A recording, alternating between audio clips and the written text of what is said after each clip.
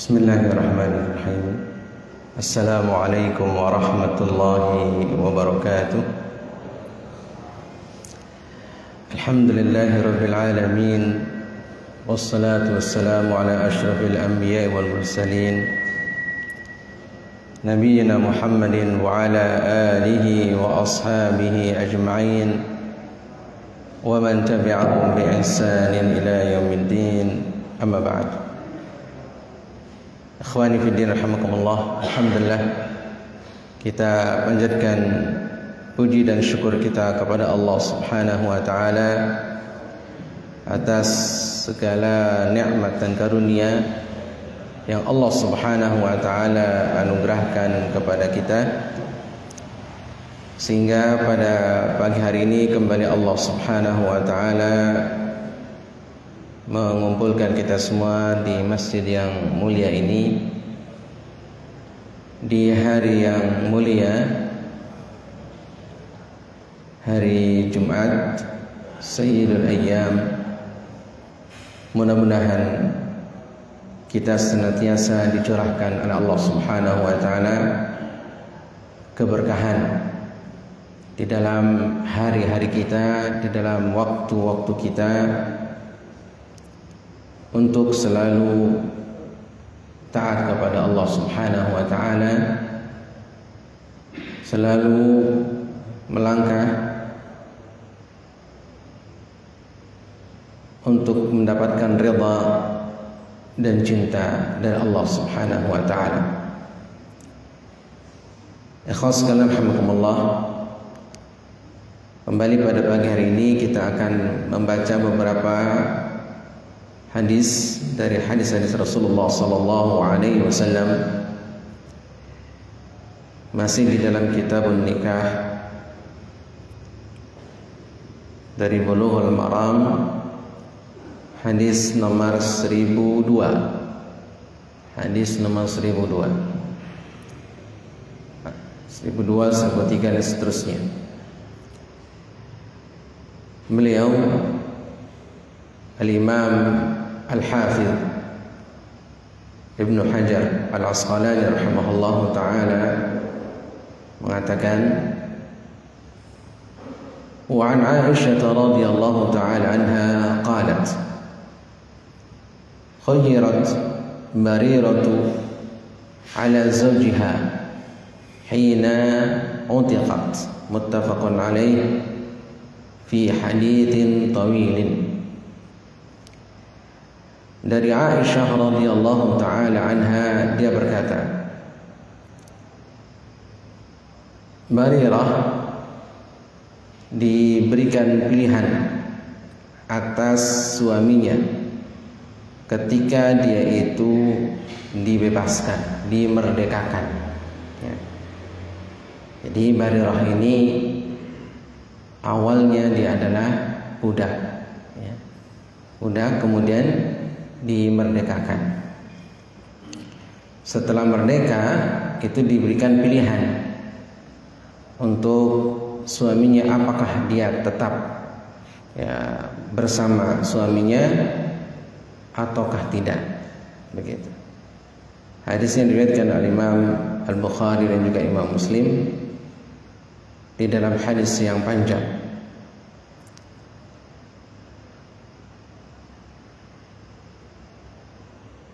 Kemudian kata beliau rahimahullahu ta'ala, walil muslimin anha anna zawjaha kana 'abdan. Di dalam riwayat Imam Muslim, ya, radhiyallahu rahimahullahu ta'ala, disebutkan di situ bahwa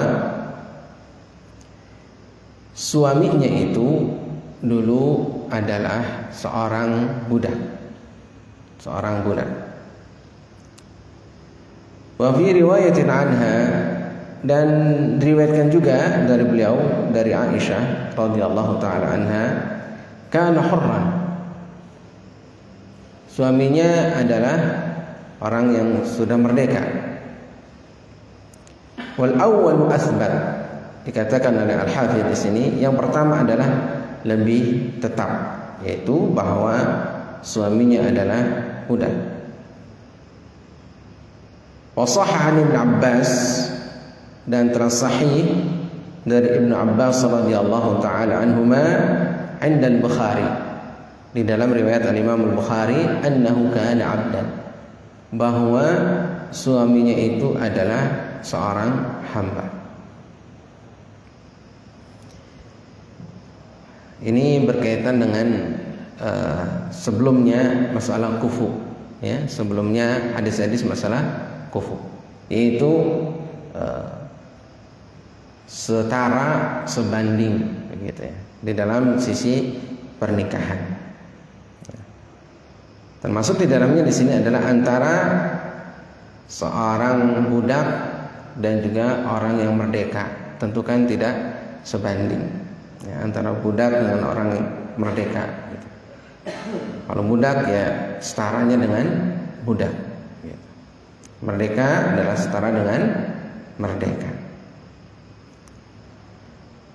Baik, di dalam hadis ini, ya, hadis ya, Aisyah radhiyallahu taala anha. Ya, di sini ada riwayat dari Aisyah, ada juga riwayat dari Ibnu Abbas. Ya.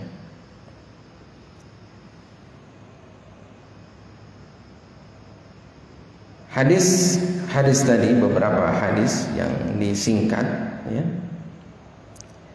menunjukkan bahwa adanya al-khiyar. Al-khiyar adalah pilihan. Untuk siapa? Untuk lil mu'tiqah, atau untuk hamba sahaya yang telah dibebaskan, telah dimerdekakan dengan suaminya. Setelah hamba sahaya itu dimerdekakan, apabila hamba sahaya itu adalah budak, hamba sahaya maksudnya suaminya itu adalah budak, ya. Apabila suaminya itu adalah budak, maka dia, ya, wanita itu boleh memilih.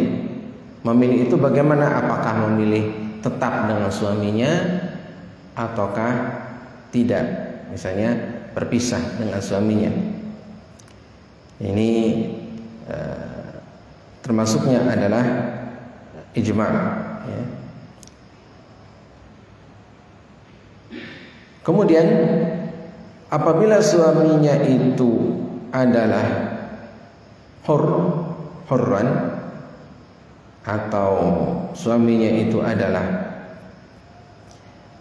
orang yang sudah merdeka, maka ada ikhtilaf, ya, para ulama.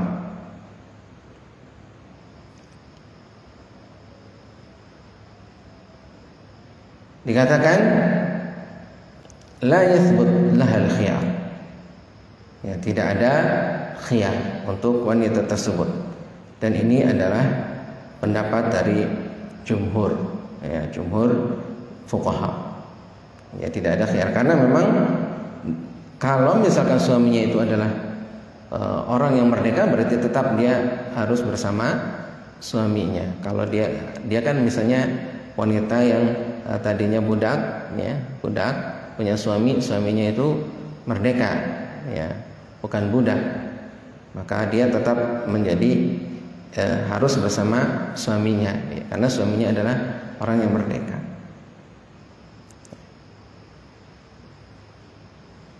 Wakila yathbut wa in kana hurran. Dikatakan juga adalah ada, ya, hak bagi dia wanita itu untuk memilih, ya, apakah tetap ataukah tidak. Nah, ini adalah pendapat ikhtiyar Ibnu Al-Qayyim rahimahullah. Ya, ikhtiyar ataupun pendapat dari pilihan pendapat Al-Imam Ibnu Al-Qayyim rahimahullahu taala rahmatan wasi'ah. Dan memang para ulama tadi berbeda pendapat dalam hal ketika suaminya itu adalah merdeka, ya. Tapi kalau dia itu adalah budak, maka ijma' bahwa istrinya itu boleh memilih apakah dia dalam keadaan tetap ataukah dia berpisah. Nah, itu namanya khiyar. Ya.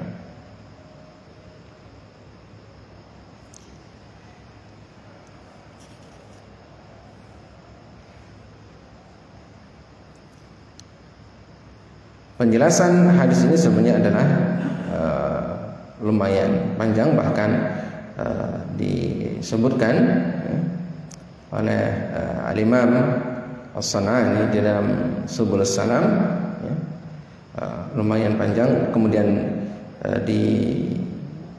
disampaikan bahwa faedah dari hadis ini sampai kepada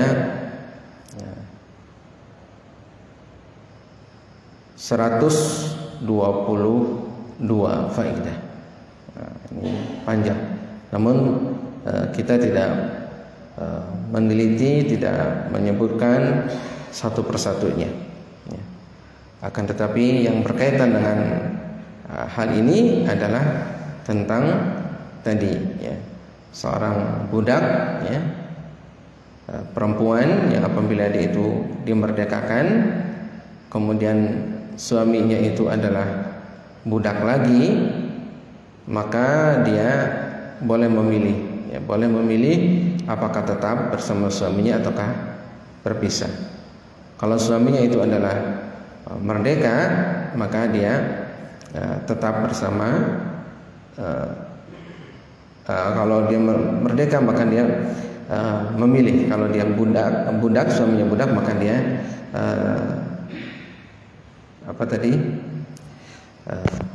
atau kalau suaminya adalah budak, maka dia boleh memilih. Kalau suaminya adalah merdeka, maka dia ada perbedaan para ulama, boleh memilih, boleh juga tidak, ya, perbedaan para ulama.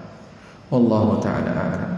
Ya, saat ini kita sudah tidak ada lagi perbudakan, ya. Alhamdulillah. Hadis berikutnya adalah wa an Dhahhak ibni Fairuz Ad-Dailami an abihi radhiyallahu ta'ala anhu qala qultu ya Rasulullah inni aslamtu wa tahti ukhtani faqala Rasulullah sallallahu alaihi wasallam talliq ayyatahuma syi'ta. Rawahu Ahmad wal arba'ah illa an-Nasa'i wa sahahahu Ibnu Hibban wa Daruqutni wal Baihaqi wa a'allahu al-Bukhari. Dari Ad-Dhahhak, ya, Ad-Dhahhak.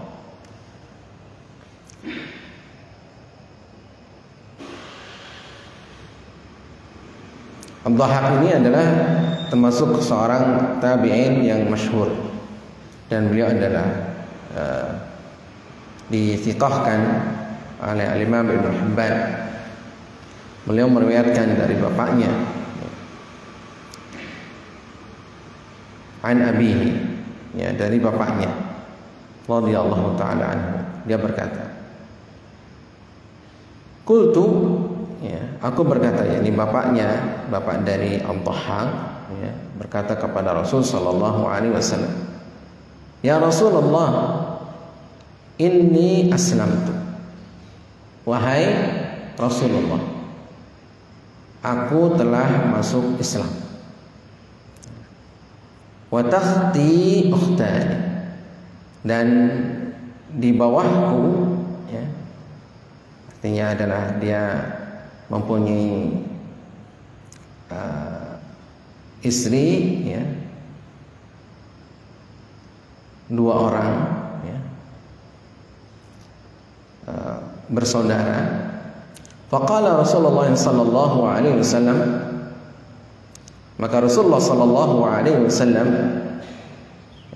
bersabda, talliq, ceraikan, ayyatahuma syi'ta, siapa saja di antara keduanya yang kamu mau.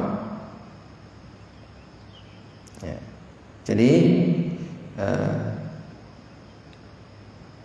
disuruh memilih, ya, dari 2 orang itu mana yang dia mau. Ya. Tentu hadis ini juga memberikan faedah bahwa pernikahan ya, pada masa jahiliyah, pernikahan pada masa jahiliyah atau mereka itu masih dalam keadaan kufur suami istrinya gitu, maka pernikahannya ketika mereka ya, berdua itu adalah atau mereka masuk Islam, maka nikahnya tetap ya, nikahnya adalah tetap ya, tidak diulangi nikahnya ya, ketika ada suami istri misalnya dia adalah dulunya kafir, kemudian mereka masuk Islam, maka tidak diulangi nikahnya, akan tapi adalah tetap pernikahannya tersebut ya.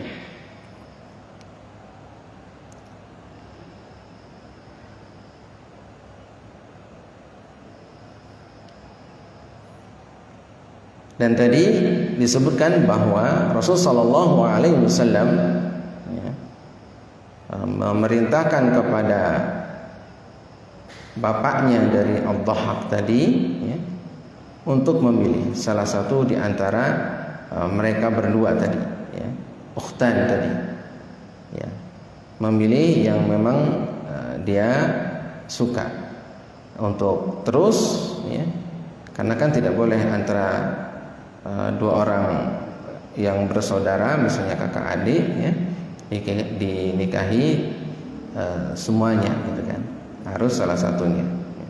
Dan boleh memilih ya, memilih yang pertama ataupun yang kedua ya, silakan saja gitu ya. Atau kakaknya atau adiknya ya, silakan saja. Itu dari sisi pilihan ya. Namun yang menjadi fikih di dalam hadis ini adalah bahwa pernikahan pada masa jahiliyah ataupun ketika mereka dalam keadaan kufur, maka nikahnya itu adalah tetap ya, tidak batal ya, dan tidak diulangi ya, tidak diulangi ya, tapi tetap, karena Rasulullah SAW di sini tidak memerintahkan untuk misalnya ulangi nikahnya gitu kan, tidak ya. Baik, hadis berikutnya adalah kata beliau, wa an Salim an abihi an Ghailan ibn Salamah aslama wa lahu 10 niswatin fa aslamna ma'ahu fa amarahu an-nabiy sallallahu alaihi wasallam an yatakhayyara minhunna arba'an. Rawahu Ahmad wa Tirmidzi wa sahahahu Ibnu Hibban wal Hakim wa 'allahu al-Bukhari wa Abu Zur'ah wa Abu Hatim. Dari Salim, dari bapaknya, bahwa Ghailan bin Salamah dia masuk Islam. Dan dia mempunyai 10 istri. Masya Allah. Mempunyai berapa? 10. Lahu 10 niswati, mempunyai 10 istri. Kalau dulu begitu banyaknya, 10 istri. Fa aslamna ma'ahu, 10 istri ini semuanya masuk Islam bersama dia. Semuanya masuk Islam. Nah, maka Nabi SAW memerintahkan untuk memilih di antara 10 istri itu 4 saja. Karena kan maksimal 4 di dalam al-Islam ya, tidak boleh 10 semuanya. Walaupun mungkin kadang-kadang ada orang 10 bahkan lebih ya. Tapi syariat menetapkan bahwa maksimal adalah 4 ya. Maka Rasul alaihi salatu wassalam memerintahkan kepada Ghailan untuk memilih yang dari 10 itu 4 saja ya, 4 saja. Karena itu adalah sudah maksimal. Ini hadisnya diriwayatkan oleh Imam Ahmad, Imam Tirmidzi, disahihkan oleh Imam Ibn Hibban dan Hakim. Kemudian dinyatakan ada ilatnya oleh Imam Bukhari dan Abu Zur'ah, demikian juga Imam Abu Hatim. Faedah daripada hadis ini adalah masih seperti hadis sebelumnya, pernikahan ya, pada masa jahiliyah ataupun pada masa mereka kufur itu adalah tetap ya, tidak batal pernikahannya, tetap, dan tidak perlu diulangi ya, nikahnya ya, tidak perlu diulangi dan nikahnya adalah tetap ya. Kemudian untuk istri adalah maksimal 4 ya, tidak boleh lebih. Walaupun tadi disebutkan 10-10-nya itu mereka semuanya masuk Islam ya, masuk Islam. Tapi ya, Rasul alaihi salatu wassalam memerintahkan untuk memilih yang 4 saja gitu. Dalam hal siapa yang dipilih itu sesuai dengan keinginan daripada yang bersangkutan, dalam hal ini Ghailan bin Salamah. Tidak harus misalnya adalah berurutan ya, dalam sisi pernikahan ya. Misalnya adalah istri ke-1, ke-2, ke-3, ke-4 ya, itu berurutan, kemudian kesananya yang tidak dipilih ya. Namun pilihannya boleh memilih siapapun, tidak harus ada berurutan ya, yang boleh dia memilih yang dia sukai untuk tetap menjadi istrinya. Kemudian yang lainnya dia ceraikan gitu. Baik. Berikutnya adalah hadis yang ke-1006. Wa 'an Ibnu Abbas radhiyallahu ta'ala anhuma qala radda an-nabiy sallallahu alaihi wasallam ibnatahu Zainab ala Abil As ibn Rabi' ba'da 6 sinin bin nikah al-awwal wa lam yuhdith nikahan. Rawahu Ahmad wal arba'ah illa an-Nasa'i wa sahahu Ahmad wal Hakim. Dari Abdullah bin Abbas radhiyallahu ta'ala anhuma, dia berkata, Nabi sallallahu alaihi wasallam mengembalikan putrinya yakni Zainab kepada Abul As bin Ar-Rabi' setelah 6 tahun dengan pernikahan yang pertama, dan beliau tidak mengadakan pernikahan yang baru ya. Nah, ini juga adalah ada penjelasan yang cukup panjang ya, berkaitan dengan hal ini. Namun kita mungkin singkat saja, yaitu tentang Zainab putri Rasul sallallahu alaihi wasallam dan Abul As ya. Terjadi seperti ini karena memang Abul As ini tidak ikut masuk Islam, tidak ikut masuk Islam ya, awalnya ya. Sedangkan Zainab kan putri Rasul dan dia kan ikut bersama Rasul sallallahu alaihi wasallam. Nah, untuk terjadi seperti itu kan antara muslimah dengan kafir kan nggak boleh bercampur ya. Dalam Al-Quran disebutkan lahunna hillun lahum ya. Mereka itu tidak halal ya. Misalnya wanita muslimah ya, kemudian menikah dengan atau bersama dengan laki-laki yang bukan muslim.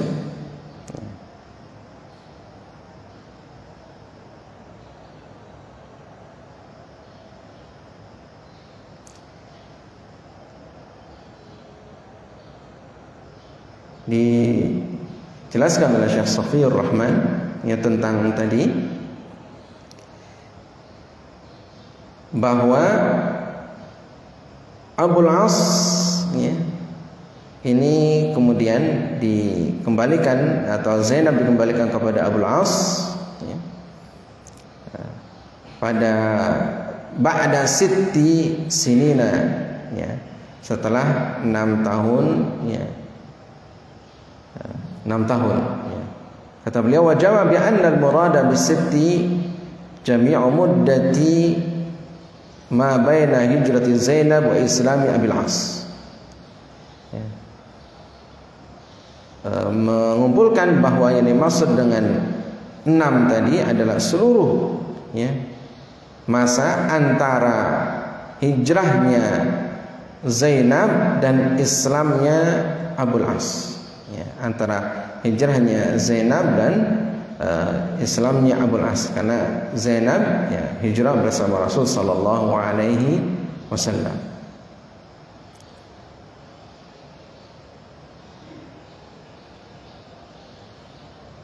Kemudian wa bisanataini aw thalath ma baina nuzuli qoulihi ta'ala, kemudian antar dan 2 tahun atau 3 ya, yaitu di antara turunnya firman Allah Ta'ala lahunna halal lahum ya, wa qudumuhu musliman, kemudian kedatangan beliau ya, Abul As sebagai seorang muslim. Fa inna bainahuma sanataini wa ashhara, maka di antara keduanya itu ada 2 tahun dan beberapa bulan.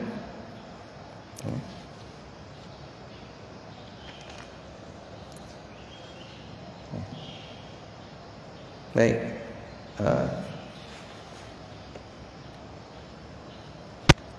kita ketahui bahwa ini jadi panjang ya, untuk ceritanya bahwa Zainab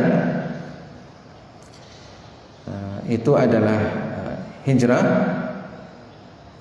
fi awakhir sana ats-tsaniyah atau awail sana ats-tsalitsah, hijrah di akhir-akhir tahun yang kedua atau awal-awal tahun yang ketiga ya, dari hijrahnya Rasul sallallahu alaihi wasallam.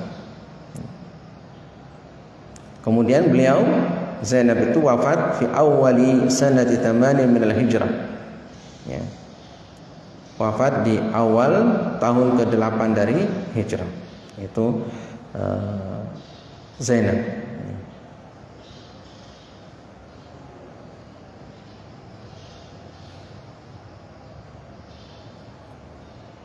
Kemudian kata beliau, falaysa baina hijratiha wa wafatiha illa 5 sinina wa asyara.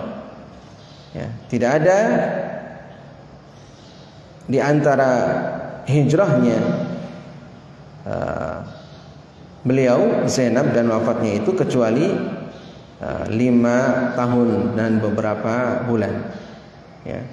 Fala budda an yakuna islamu Abi al-As wa raddi Zainab alaihi khilal hadhil muddah. Maka ya, sudah seharusnya bahwa Islamnya Abul As itu dan dikembalikannya Zainab kepada Abul As ya, yaitu di antara masa-masa ini, yaitu tahun-tahun itu. Wa qad dzakara Ibnu Hisham annahu aslama qabail al-fath ya. Ibnu Hisham menyebutkan bahwa Islamnya Abul As itu adalah beberapa saat sebelum Fathu Makkah.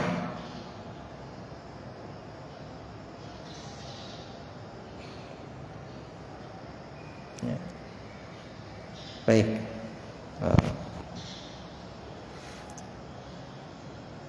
Kita singkat saja ya, bahwa tadi Rasul sallallahu alaihi wasallam ya mengembalikan Zainab kepada Abul As.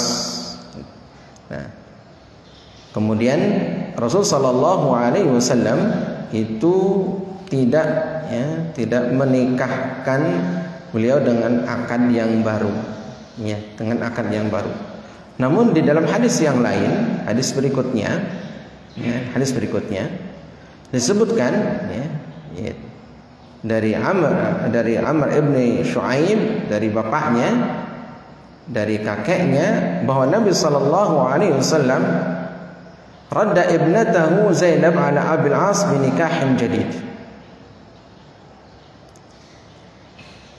Ya.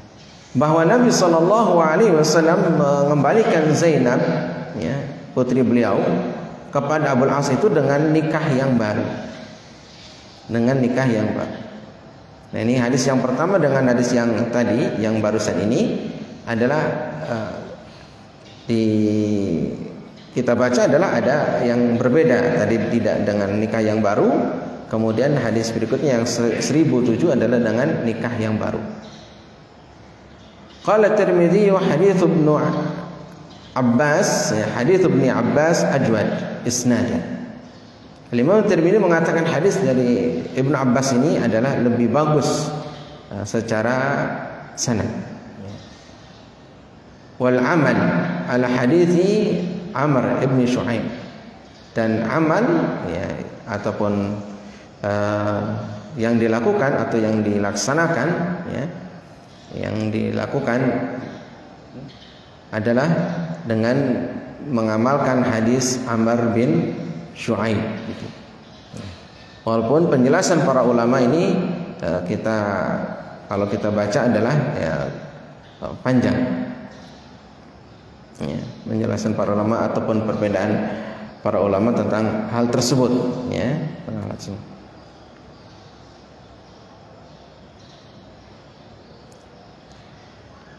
Namun yang harus kita perhatikan atau disimpulkan, ya, beberapa kesimpulan mungkin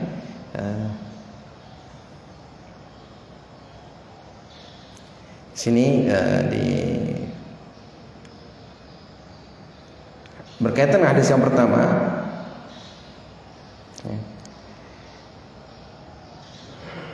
anna hadzal hadits la yu'aridu ma dhaba ilayhi kafatu ahli al-ilmi min anna al-mar'a idza aslama thumma aslama zawjuha fil 'iddah kana ahaqqu biha. Bahwa hadis yang pertama tadi, ya, tidaklah bertentangan dengan apa yang menjadi pendapat kebanyakan atau seluruh ahli ilmi, bahwa wanita apabila dia itu masuk Islam, kemudian suaminya beberapa saat kemudian masuk Islam lagi, ya, dan itu masih dalam masa iddah, ya, masa diperbolehkannya mereka untuk kembali, maka tentu suaminya itu adalah lebih berhak terhadap istrinya ini.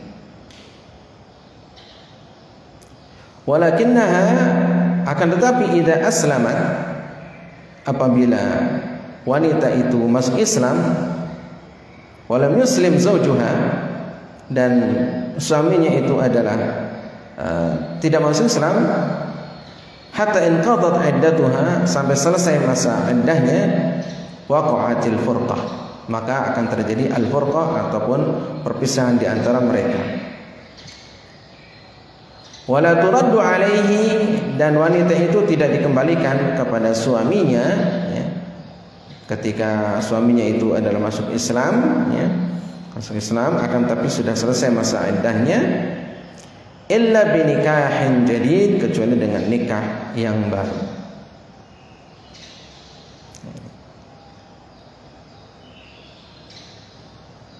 Ini sedikit, ya, penjelasan. Jadi demikian, karena memang tadi ada dua perbedaan hadis, ya, hadis yang 1006 dan 1007 ini ada perbedaan, ya. Walaupun ada juga bantahan dari ulama yang lain tentang hal tersebut.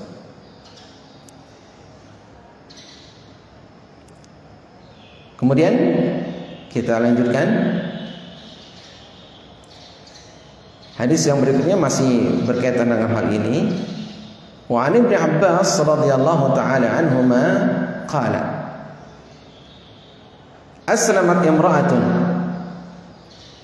fatazawwajat faja'a zawjuha faqala ya Rasulullah inni kuntu aslamtu wa alimat bi islami fantaza'aha Rasulullah sallallahu alaihi wasallam min zawjiha al-akhar wa raddaha ila zawjiha al-awwal.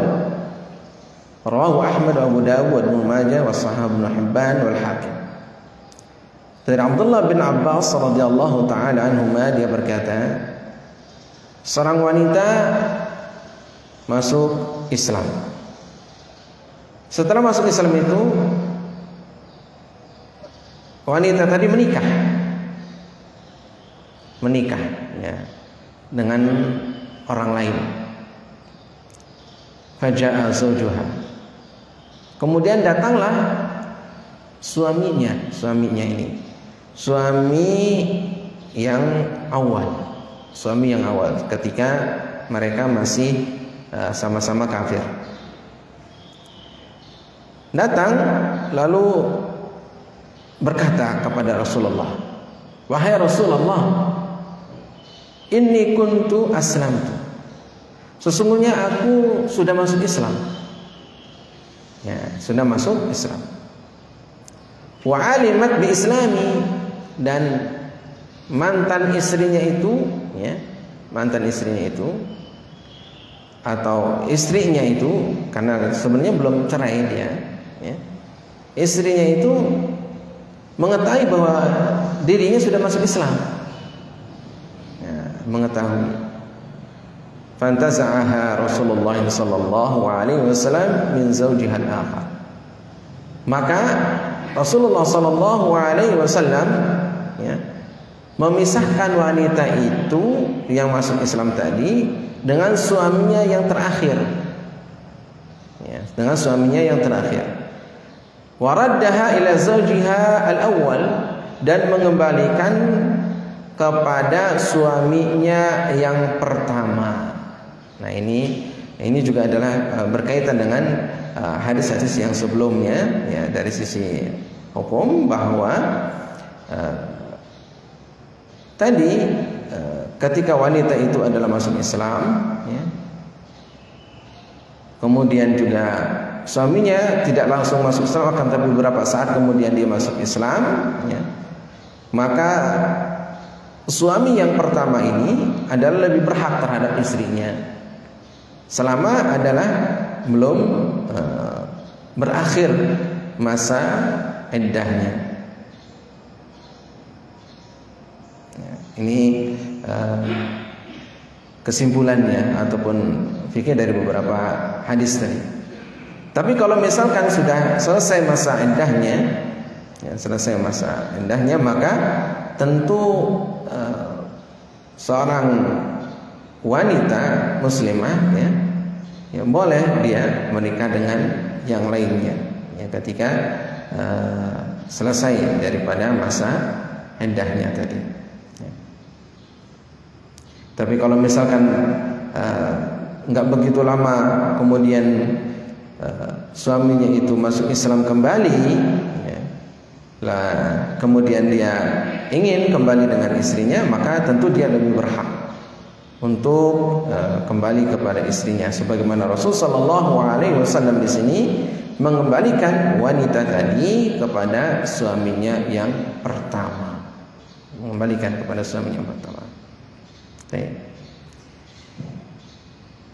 Jadi hadisnya diriwayatkan oleh Imam Ahmad, Imam Abu Dawud, Imam Ibnu Majah, disahihkan oleh Imam Ibnu Hibban dan Al-Hakim. Berikutnya, wa an Zaid ibni Ka'ab ibni Ujrah radhiyallahu ta'ala anhu an abihi qala tazawwaja Rasulullah sallallahu alaihi wasallam al-'aliyah min Bani Ghifar.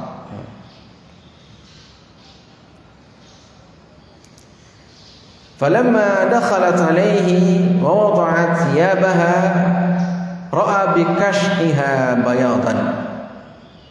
Faqala an-nabiy sallallahu alaihi wasallam ilbasi thiyabaki wa ilhaqi bi ahliki wa amara laha bisidaqi rawahu al-Hakim wa fi isnadihi Jamil ibn Zaid wa huwa majhul wa ikhtulifa alayhi fi shaykhi ikhtilafan katsira. Dari Zaid bin Ka'ab bin Ujrah radhiyallahu taala anhu, dari bapaknya, dia berkata, Rasulullah sallallahu alaihi wasallam menikahi Al-Aliyah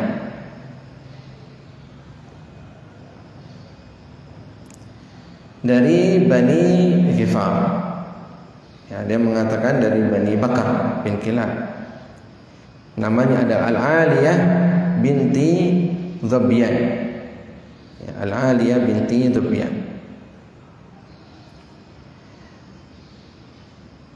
Ketika Rasul sallallahu alaihi wasallam masuk untuk menemui Aliyah tadi, dan Aliyah tadi menanggalkan pakaiannya, maka Rasul sallallahu alaihi wasallam melihat di antara bikashha bayadan, yaitu antara pinggang dan tulang rusuknya itu ada cacat putih, cacat putih, ada penyakit di situ, atau kita sebut mungkin pelang atau putih, Nah, ini berarti ada aib, ada cacat. Maka Nabi sallallahu alaihi wasallam bersabda, pakailah pakaianmu, dan kembalilah ke keluargamu. Kemudian Rasul sallallahu alaihi wasallam memerintahkannya untuk tadi ada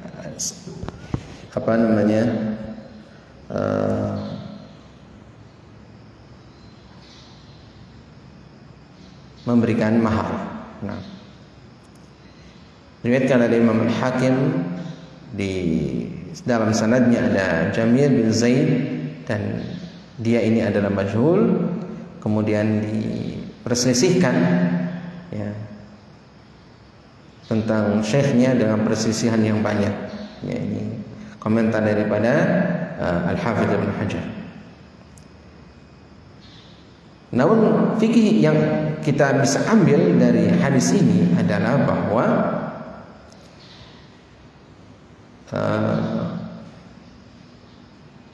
batalnya pernikahan apabila ada cacat pada salah satu di antara mereka yang hal itu tidak diketahui sebelumnya, tidak diketahui sebelumnya dan tidak dijelaskan.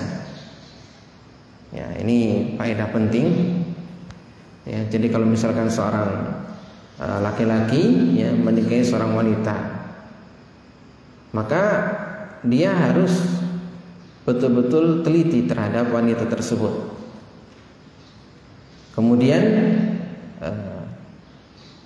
wali daripada wanita itu harus juga amanah dan jujur terhadap putrinya misalnya. Apakah putrinya itu adalah punya cacat atau tidak? Punya cacat atau tidak?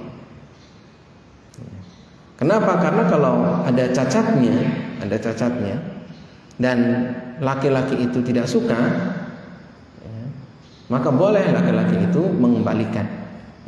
mengembalikan wanita itu ke keluarganya. Jadi begitu kalau memang tidak diceritakan tentang cacatnya. Tapi kalau misalnya laki-laki tadi sudah tahu cacatnya apa dan sudah diterangkan dengan jelas gitu tapi dia tetap mau, yaitu hak dia hak dia untuk mau. Akan tetapi kalau misalkan tadi tidak diceritakan tentang cacatnya, kalau misalkan ada cacatnya, ada sakitnya, bahkan ada penjelasan juga para ulama bahwa kalau wanita itu misalnya ada gila misalnya ternyata wanitanya gila, misalnya, berarti ya batal pernikahannya.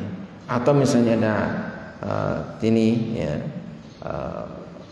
penyakit belang ataupun sopak ataupun misalnya kusta ya, kusta dan sejenisnya, penyakit-penyakit seperti itu. Nah, tentu laki-laki berhak untuk mengembalikan wanita ini kepada suaminya, kepada keluarganya, kepada bapak ibunya, begitu.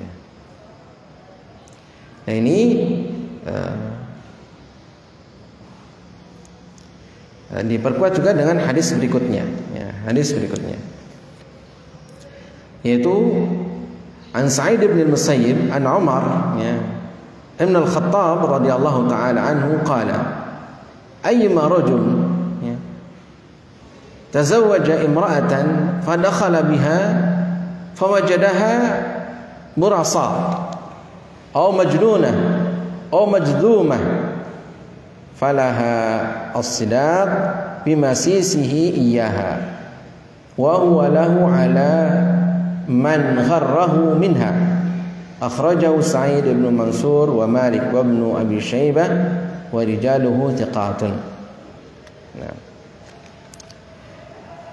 Dari Sa'id bin Musayyib bahwa Umar ibn al-Khattab radhiyallahu taala anhu dia berkata, laki-laki siapapun yang dia itu menikahi seorang wanita lalu dia menemui wanita itu dan dia dapatkan wanita itu punya penyakit, misalnya di situ kusta atau majnunah ya,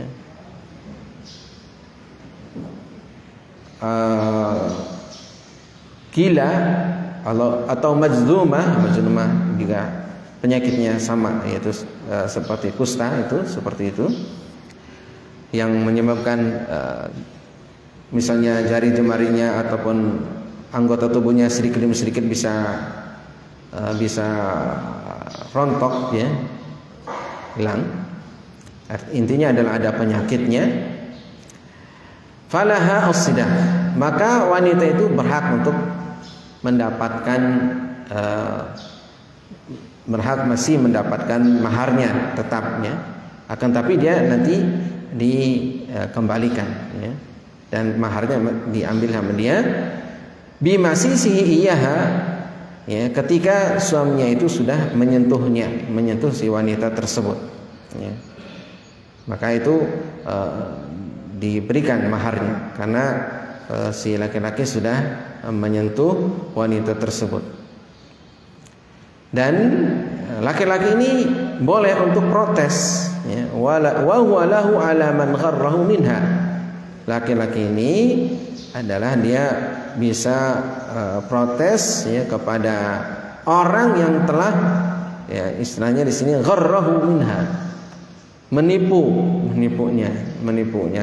Kenapa? Karena tidak terang-terangan bahwa wanita itu misalnya adalah punya penyakit, ya, ada punya cacat misalnya, ya, dia tidak menjelaskan ya bahwa wanita itu punya cacat, punya penyakit begitu.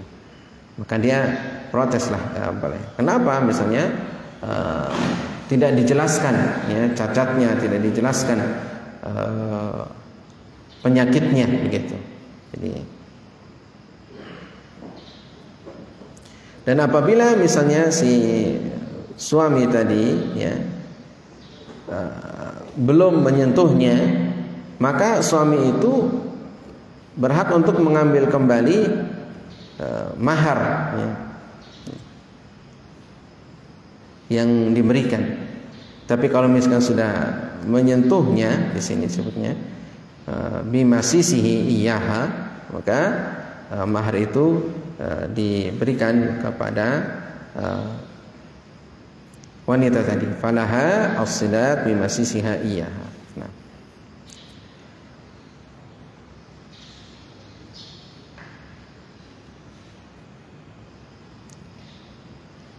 Berikutnya waruya ya, atau warawa Sa'id aidan an Ali nahwahu.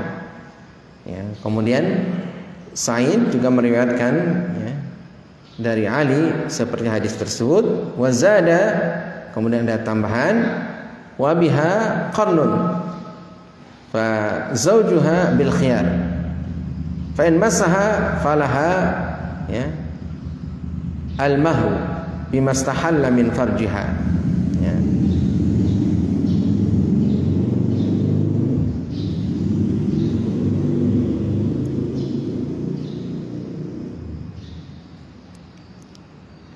Kemudian disebutkan di situ ya, ada tambahan, ada qarn ya. Qarn itu adalah syai' yakhruj min qubulin nisa ya, sesuatu yang keluar dari kumbulnya wanita, jalan depannya wanita. Atau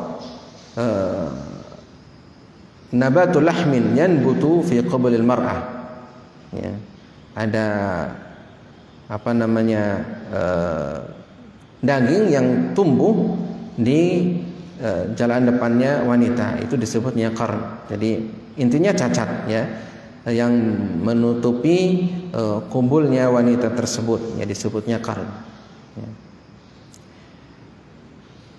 Kemudian dia menikahi wanita tersebut, maka di sini boleh memilih bil khiyar.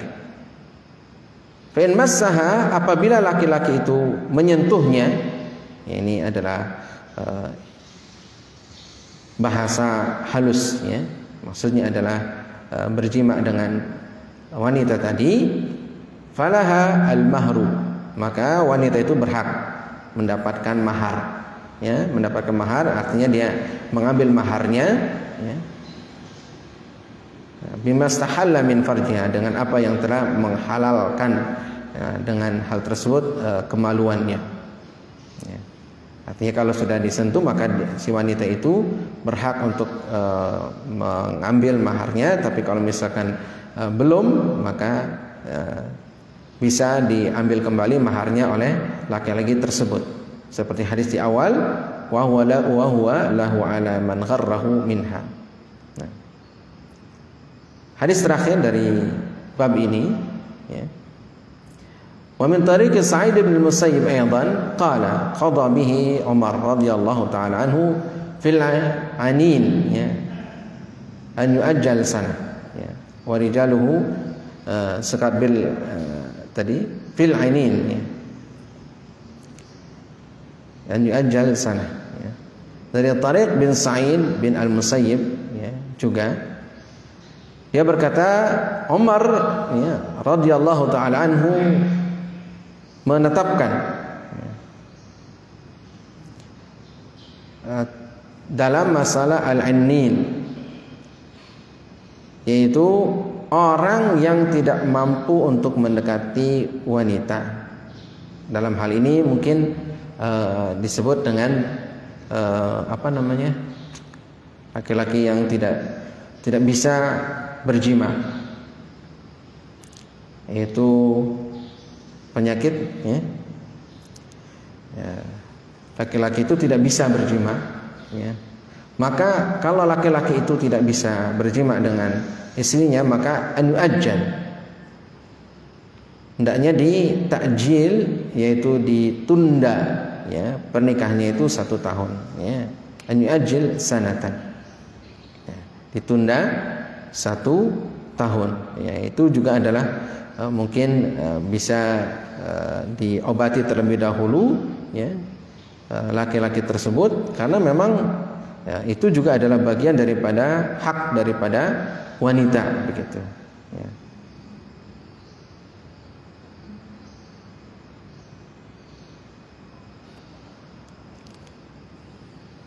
Baik. Jadi baik laki-laki ataupun wanita itu di dalam pernikahan, ketika mereka melakukan prosesnya menikah, maka harus betul-betul saling jujur di antara satu dengan yang lainnya, baik laki-laki ataupun wanita ya.